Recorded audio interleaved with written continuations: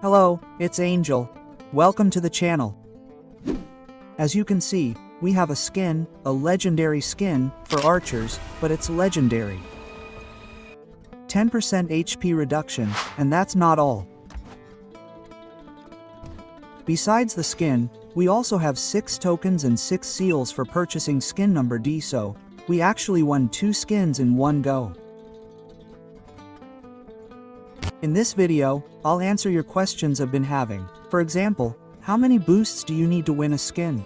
Is it worth it? Is it worth collecting 30 million power plus? Or should I do it every 5 million? I'll try to answer all of that.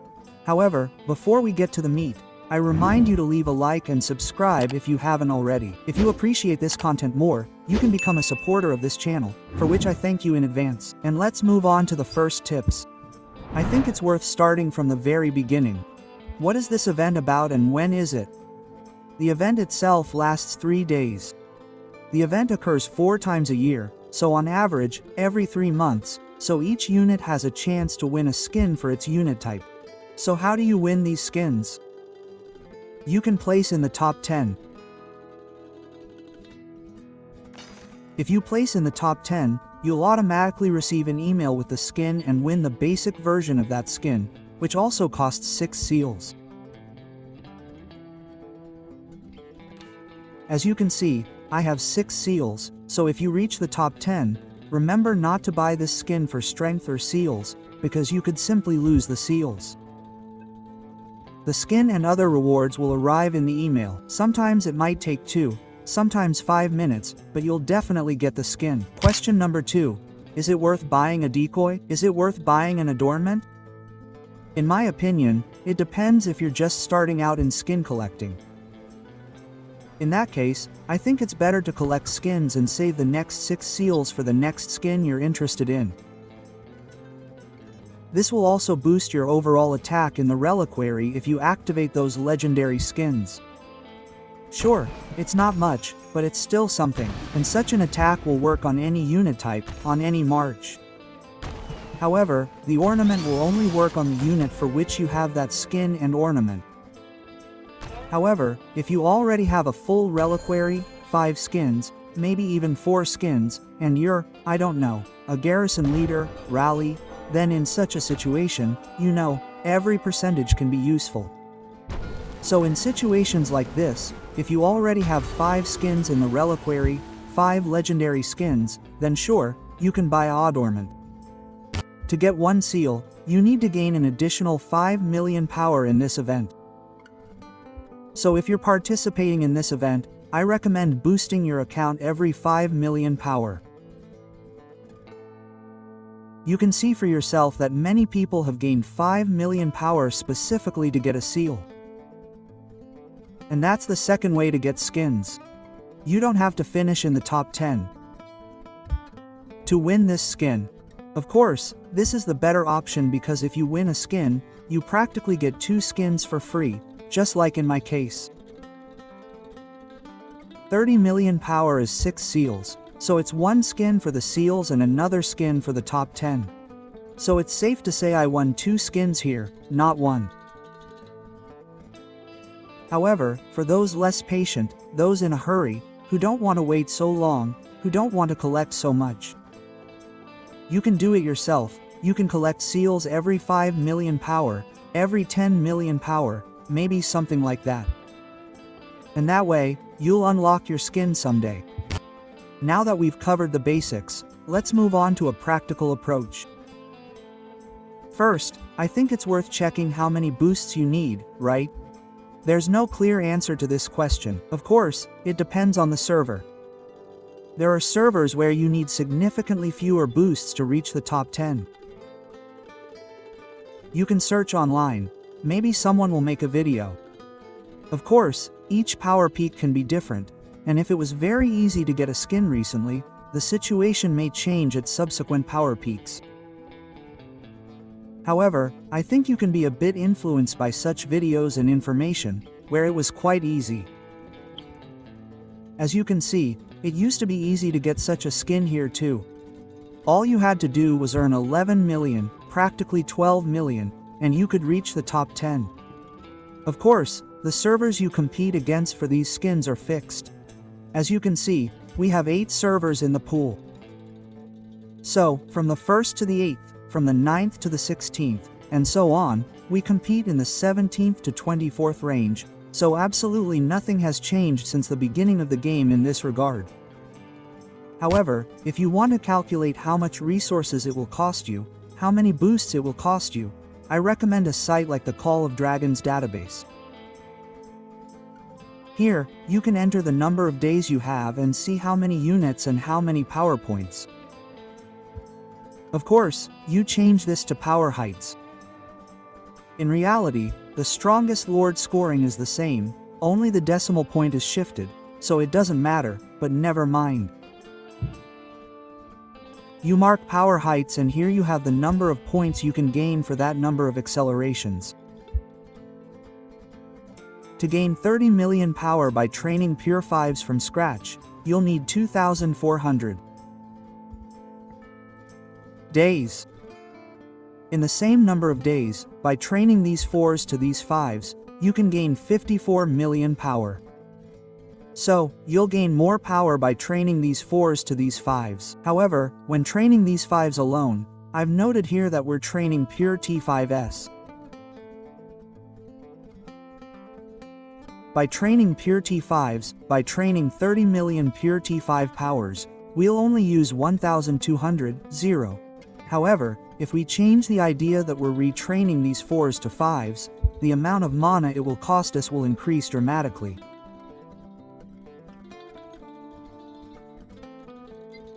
At this point, if we wanted to train 9 million units from 4 to 5, if we had 2,400 days, we would have to spend 2,700,000,000 mana. This is also the difference between retraining T4s to T5s and training pure T5s. Training pure T5s will cost us significantly less mana. However, in terms of speedups, it will be more expensive because we no longer have to retrain these T5s from scratch. Instead, the time spent training T4s will be included in the T5s, so we automatically have to spend fewer speedups. However, as you've seen, the mana cost will be significantly higher. If you're in the process of retraining these 4s to 5s, this is a very important note, as I stumbled upon it myself. Your 4 units can't be in the hospital because you won't be able to train them then. And you have to heal these units, and only then will you be able to train them. So if you want to train tier 4 units to tier 5 units, make sure you don't have any tier 4 units in your hospital. Another little trick that can save you a few minutes, maybe even a few hours.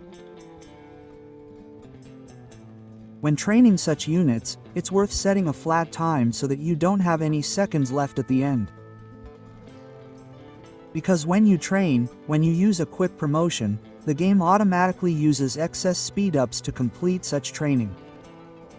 So if you had, for example, 4 days, 4 hours, and 1 second, you would lose an extra minute on such training. And sure, it's not much, but I think it's worth paying attention to. If they give you any pro tips like that, try to have a flat end so that the game doesn't take more speedups than you need. So, this is a little tip from Crying Guys. Of course, training isn't the only way to gain points.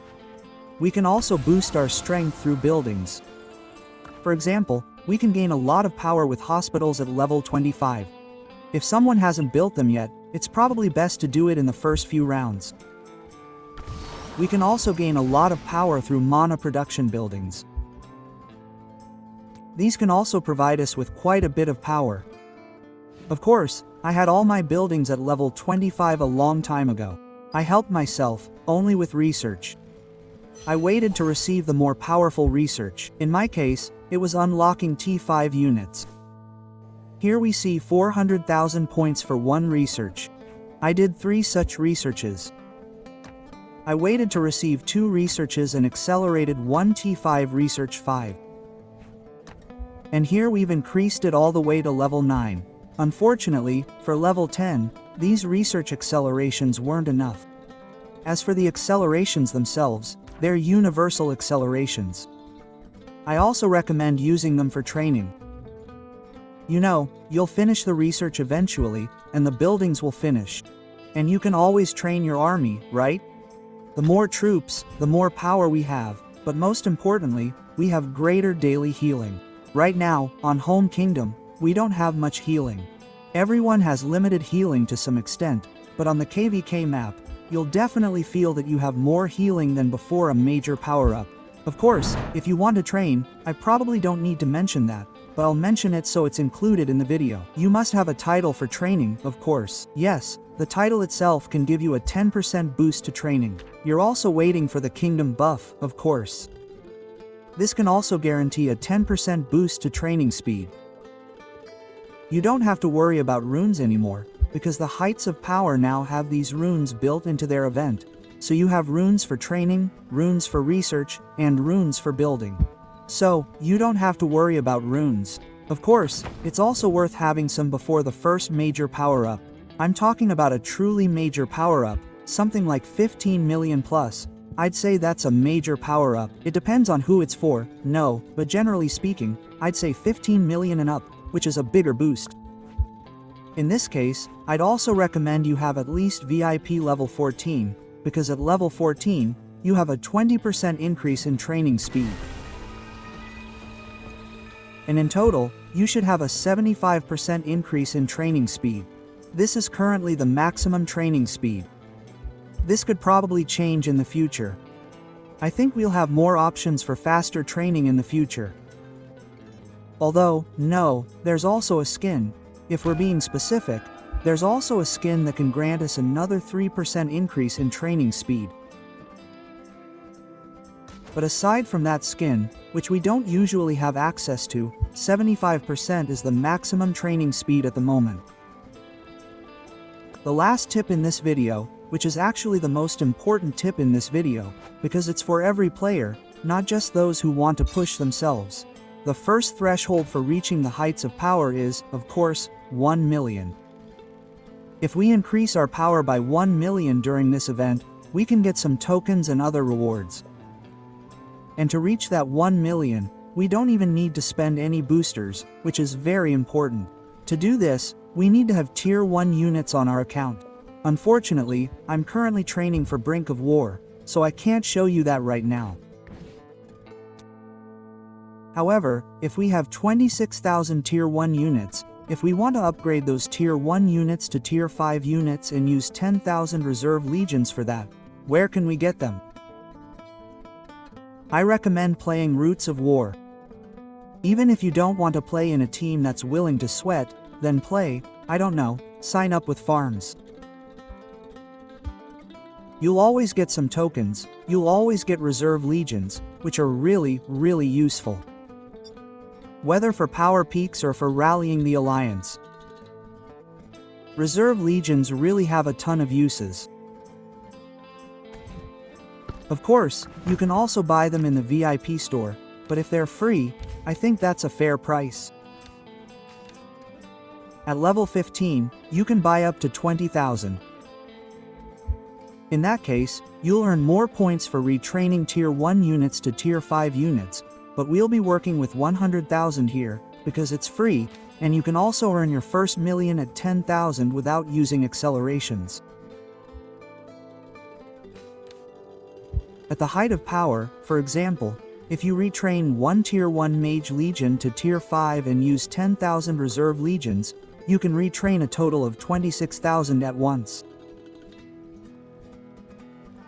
And on the day of collection, when you collect those 26,000 tier 5 units retrained from tier 1s, you'll receive 234,000 power. What might also interest us is the retraining time from tier 1 units to tier 5 units. With all these buffs, the target ones, plus 75% training, it will take us about 11 days to train T1 units to T5 units, and 45 power levels are given much faster. This information was given to us on December 8th, almost 20 days before the event itself.